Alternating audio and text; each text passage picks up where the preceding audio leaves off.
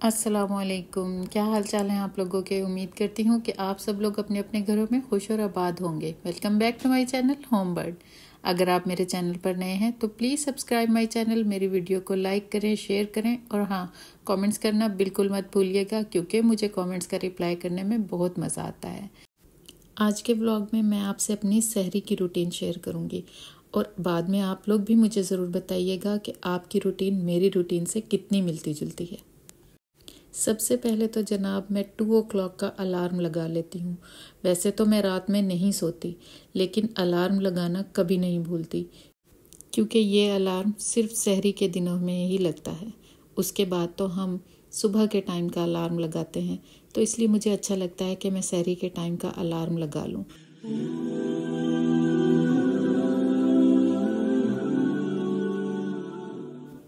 हमें ना हमारी अम्मी ने बचपन से ही एक आदत डाली है कि हमने रमज़ान में एक कुरान पाक मुकम्मल ख़त्म करना होता है।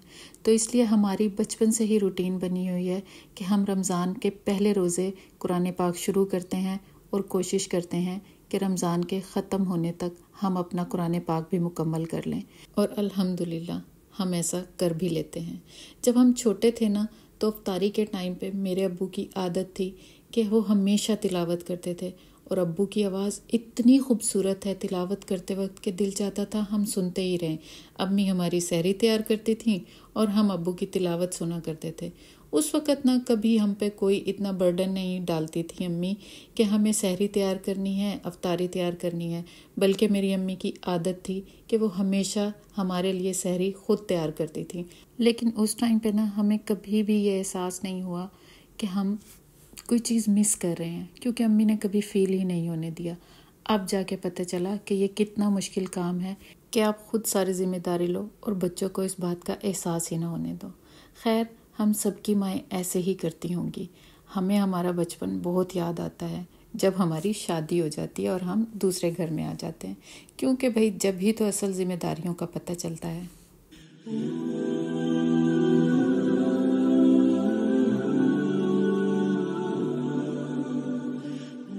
अच्छा, आज थोड़ी सी बातें दिल की हो गई। मुझे ज़रूर बताइएगा कि आपके बचपन की रूटीन कैसी थी और अब आप उसको कितना मिस करते हैं।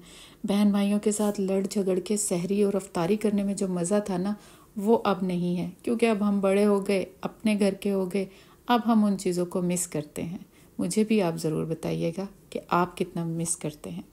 खैर, ये बातें हो गई। अब जनाब मैं शुरू कर रही हूँ अपनी सहरी की तैयारी। अच्छा, मैं ना रात में हम लोग डिनर नहीं करते, बिल्कुल स्किप कर देते हैं, सिर्फ अफ्तारी ही करते हैं। जो भी अफ्तारी बनती है हम वही करते हैं। अगर मैंने कुछ भी पकाना हो ना सालन में, तो मैं सहरी में ही पकाती हूँ। 45 मिनट के लिए मैं नमाज, कुरान पाक और इन सब चीज़ों से फ्री होकर ना फिर मैं किचन में आ जाती हूँ और आधे घंटे में मुझे जो भी झटपट आसानी से बनने वाली चीज़ें हैं ना, मैं वो बनाती हूँ सहरी में। जैसे कीमा हो गया, आलू कतलियाँ हो गई, अच्छा जनाब खाकीना हो गया, और क्या कहते हैं, इस तरह की ना ऐसी चीज़ें जो बस झटपट से बन जाएं। खैर, आज जो मैं आपके साथ कीमे की रेसिपी शेयर करूँगी ना, वो इतनी मज़ेदार है ना और इतनी झटपट आसानी से बनने वाली है ना कि ये 20 से 25 मिनट में तैयार हो जाती है और खाने में बहुत मज़ेदार लगती है। मैंने यहाँ पे ऑयल लिया, उसके अंदर सबसे पहले मैंने डाला लहसुन, अदरक और हरी मिर्चें। तीनों को मैंने पीस के डाला था। उसके बाद मैंने इसमें 1 पाव के जितना कीमा डाल दिया।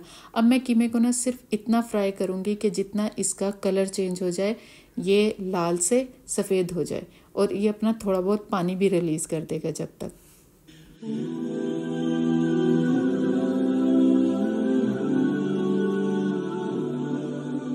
जैसे ही कीमे का कलर चेंज होगा, आपने इसमें प्याज और टमाटर डाल देने हैं। मैंने यहाँ पर एक मीडियम साइज़ का प्याज लिया था और एक बड़े साइज़ का टमाटर लिया था। अच्छा, इसमें मैं ये दोनों चीज़ें पीस कर नहीं डाल रही, मैं ऐसे ही डाल रही हूँ और इसका जो टेस्ट आता है ना इसमें, यकीन करें वो इतना डिफरेंट होता है ना, और ये मतलब इतना आसानी से बन जाता है ना कि आपको बिल्कुल भी टाइम नहीं लगेगा। बस मैंने फिर वो चीज़ें डाल के उसको ढक के ना 5 मिनट के लिए रख दिया था। इतने में ना प्याज और टमाटर दोनों चीज़ें बहुत ज़्यादा सॉफ्ट हो गई थी। फिर मैंने खोल लिया उसको और उसको थोड़ा सा घुमाया और अच्छे खासे जो है ना प्याज उसके नरम हो गए थे। अब मैं इसमें मसाला डाल रही हूँ। आपने सारे मसाले रेगुलर डालने हैं। मिर्चें, नमक, धनिया, हल्दी, सब चीज़ें अपने हिसाब से डालनी है। बस आप लोग ना अगर सहरी में खाना बनाते हैं ना या सालन खाते हैं तो कम मसालों वाला खाएं। इससे एक तो सीने में जलन नहीं होती, प्यास नहीं लगती और ना क्या कहते हैं सारा दिन ना तबीयत बहाल रहती है। सारे मसाले डाल के मैंने कीमे को फिर से ढक कर रख दिया और 5-5, 10-10 मिनट के लिए हम कीमे को पकाएंगे। आपको पता है कि कीमा तो ज़्यादा टाइम लेता ही नहीं है। बस अब यहाँ पर मसाला भुन गया ना इसका अच्छी तरह, ये देखें ऑयल ऊपर आ गया। अब मैं इसकी थोड़ी देर के लिए भुनाई कर लूँगी और इसमें ना अब मैंने ऐड करना है 3 से 4 चम्मच दही के। ये डाल के मैं इसको थोड़ा सा फिर मिक्स कर लूँगी और फिर इसको 5 मिनट के लिए ढक कर रख दूँगी। टोटल जो है ना मैं इसको 15 से 20 मिनट के लिए ढक ढक कर पकाऊँगी। कीमा बिल्कुल रेडी हो जाएगा। अच्छा, हम जब भी कोई रेसिपी किसी की भी फॉलो करते हैं ना तो हमें स्टेप बाय स्टेप जैसे बताई जाती है ना, अगर हम वैसे ही फॉलो करें ना तभी टेस्ट आता है उसका। अच्छा, ये देखें यहाँ पर इसको मैंने दम लगा दिया था और अब ये अच्छी तरह से ना कीमा मेरा गल गया है और कीमे में कोई स्मेल नहीं आती अगर आप इन स्टेप्स को फॉलो करेंगे। अब आता है मैजिक। जी हाँ, अब लास्ट में ना आपने इसमें 1 चम्मच के जितना बटर डालना है और थोड़ी सी कसूरी मेथी लेनी है, हाथ से क्रश करके इसके ऊपर छिड़क के इसको दम लगाकर आपने रख देना है। बस आपका कीमा तैयार है। इसका जो जायका होता है ना और इसकी जो खुशबू होती है वो बस आप बनाएंगे तो आपको अच्छा लगेगा। ये आपने ज़रूर ट्राई करना है। अच्छा जनाब, हांडी तैयार होने के बाद ना मैं सबसे पहले उसके बाद टेबल तैयार कर लेती हूँ, क्योंकि फिर मुझे उसके बाद मैं अभी आपको आगे बताऊँगी कि उसके बाद मैं क्या काम करती हूँ। यहाँ पर मैं सारे बर्तन रख लूँगी, जो चीज़ भी मुझे ज़रूरत होगी ना खाने पीने के लिए मैं सब चीज़ें यहाँ पर अरेंज करके रख लूँगी।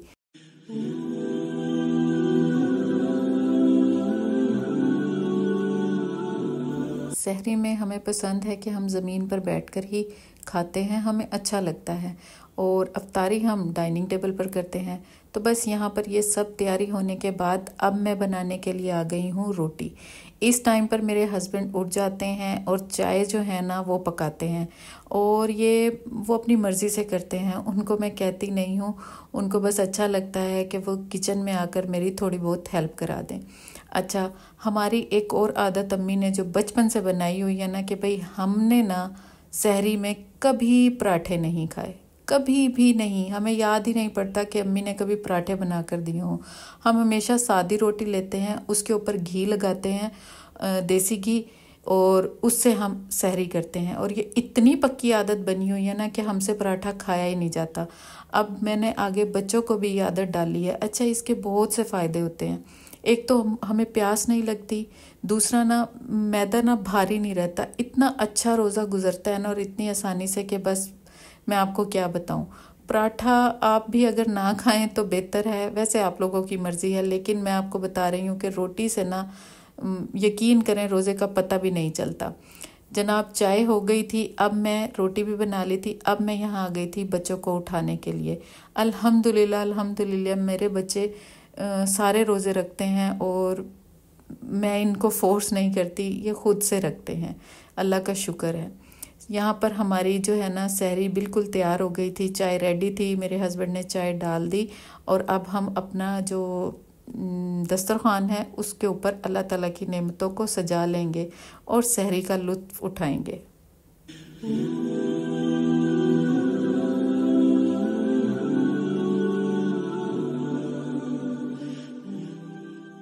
जब भी कोई सालन बनता है ना तो उसके साथ दही मेरे घर में मस्ट है।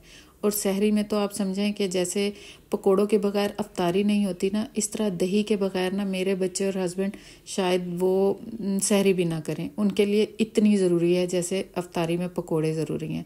बस जी अल्हम्दुलिल्लाह यहाँ पे सारी चीज़ें रेडी हो गई थी। अब तक बच्चे भी उठ जाते हैं। बस अब मैं जो हूँ ना सारी चीज़ों को लगा कर बच्चों को सहरी दे दूँगी और हम सब आराम से बैठकर सहरी करेंगे।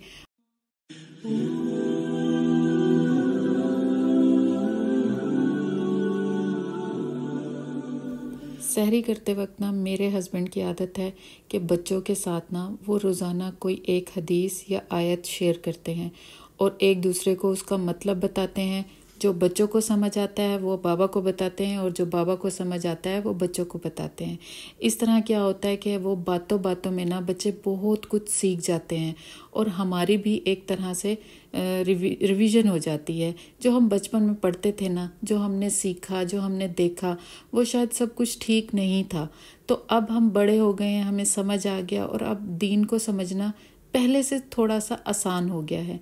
तो हमें अच्छा लगता है कि हम अपने बच्चों के साथ इस तरह बैठ के कोई डिस्कस करें चीज़ों को, और इस टाइम पे ना हम इस तरह की बातें करके ना बच्चों के भी थॉट्स को जानने की कोशिश करते हैं कि वो लोग क्या सोचते हैं। खैर जनाब, अल्हम्दुलिल्लाह हमारी सहरी हो चुकी थी और जनाब बर्तन उठाने का काम जो है ना वो बच्चे करते हैं। फिर मेरा जो है ना लगाने तक का काम होता है, उसके बाद बच्चे सारा कुछ समेटते हैं, किचन में रख कर आते हैं और मैं बर्तन उस वक़्त नहीं धोती। मैं बर्तन सुबह उठने के बाद वॉश करती हूँ और वो मैं किचन बंद करके ना आराम से नमाज वगैरह पढ़ के फजर की और बस सो जाती हूँ। और यहाँ पर हमारी सहरी इस तरह से ख़त्म होती है। आपको मेरा व्लॉग कैसा लगा? अगर अच्छा लगा तो लाइक करना है, शेयर करना है और कमेंट ज़रूर करना है और मुझे बताना है कि आपकी रूटीन क्या है। मुझे दुआओं में याद रखना है। Take care. अल्लाह हाफिज़।